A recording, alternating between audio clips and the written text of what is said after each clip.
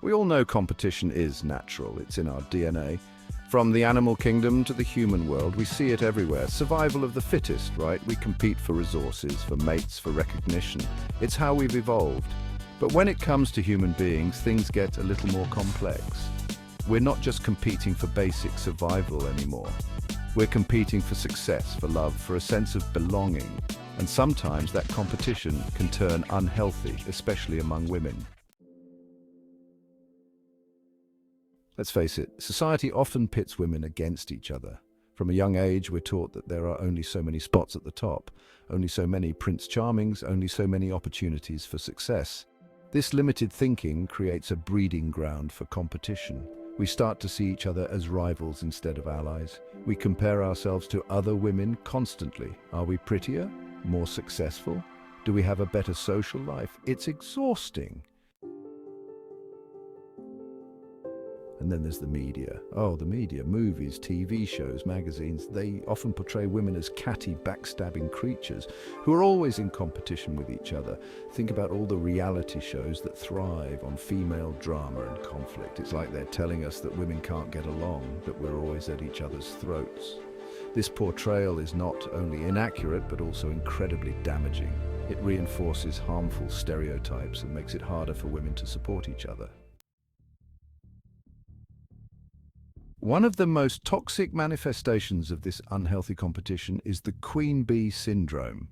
This phenomenon is not just a simple rivalry, it's a deep-seated issue that affects the dynamics of the workplace in profound ways. This is when women in positions of power try to sabotage other women who are trying to climb the ladder.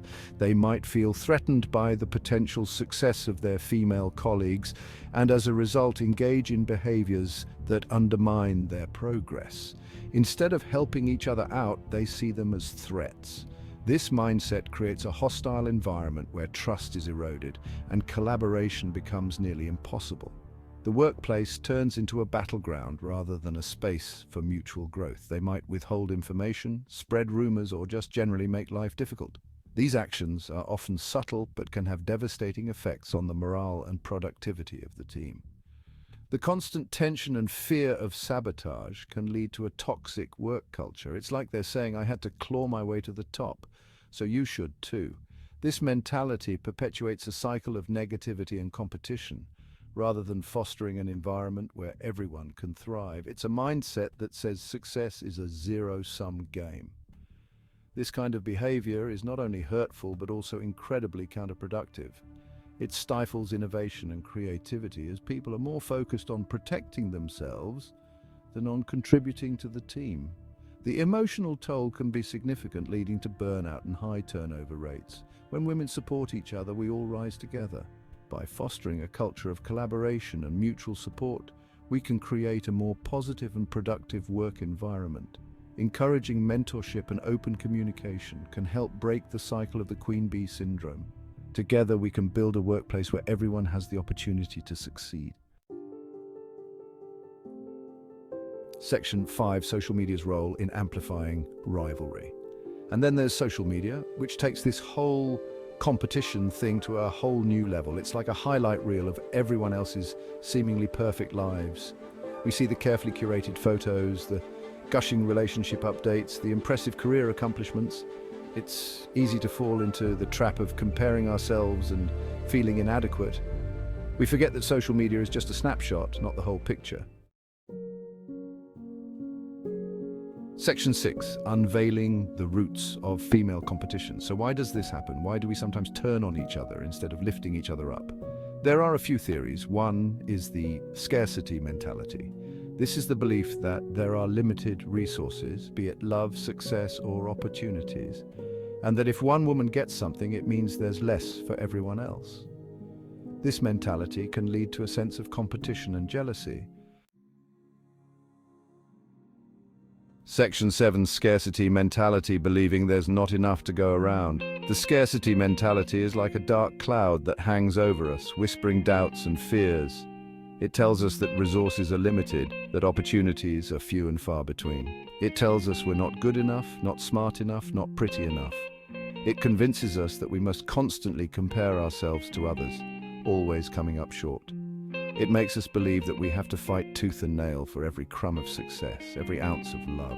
We feel like we are in a constant battle, always on edge, always striving but never arriving. But here's the truth. There's enough to go around. The world is abundant and there is plenty for everyone. We don't have to live in a state of constant competition. There's enough love, enough success, enough joy for all of us. When we support each other, we create a community of abundance. We lift each other up, and in doing so, we all rise. We just have to believe it. By shifting our mindset from scarcity to abundance, we open ourselves up to endless possibilities. We start to see opportunities where we once saw obstacles. We begin to understand that our worth is not determined by what we have, but by who we are. Embrace the abundance mentality. Trust that there is more than enough for everyone. When we believe in abundance, we attract abundance. Our lives become richer, fuller, and more meaningful. So let go of the scarcity mentality and step into a world of endless possibilities. Section 8. Cultural expectations and their impact. Another factor is cultural expectations. In many societies, women are still judged primarily on their appearance and their ability to find a partner. This can create immense pressure to conform to certain beauty standards and to compete with other women for male attention. It's time we challenge these outdated norms and create a world where women are valued for their intelligence, their strength, and their unique contributions to the world. Section 9, rewriting the narrative, fostering solidarity among women. So, how do we rewrite the narrative? How do we move from a place of competition to a place of solidarity? It starts with challenging our own beliefs. We need to let go of the scarcity mentality and embrace the idea that there's enough for everyone. We need to stop comparing ourselves to other women and celebrate our own unique strengths and accomplishments. Section 10. Practical strategies for building each other up. In this section, we will explore various ways to uplift and support one another, fostering a community of encouragement and growth. Here are a few practical things we can do. Challenge scarcity thinking.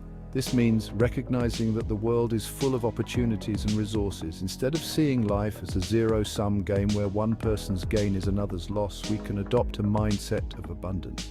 When you catch yourself thinking there's not enough to go around, remind yourself that abundance is everywhere. Practice gratitude by journaling about the things you are thankful for. Meditation can also help center your thoughts and focus on the positives in your life. Limit social media consumption. Social media can often create a false sense of reality, leading to feelings of inadequacy and comparison. Be mindful of how social media makes you feel. If you notice that scrolling through your feed leaves you feeling down or anxious, it might be time to take a step back. If it's triggering feelings of inadequacy, take a break or unfollow accounts that make you feel bad. Curate your feed to include content that inspires and uplifts you. Redefine success. Success isn't about being the best or having the most, it's about living a life that is true to you and using your gifts to make a positive impact on the world. Set personal goals that align with your values and passions. It's about living a life that is true to you and using your gifts to make a positive impact on the world. Support other women. This can be done in many ways, from celebrating their achievements to offering a listening ear when they need it. Celebrate their achievements, offer words of encouragement, and be there for them when they need it. A simple act of kindness or a few words of support can go a long way in building someone up.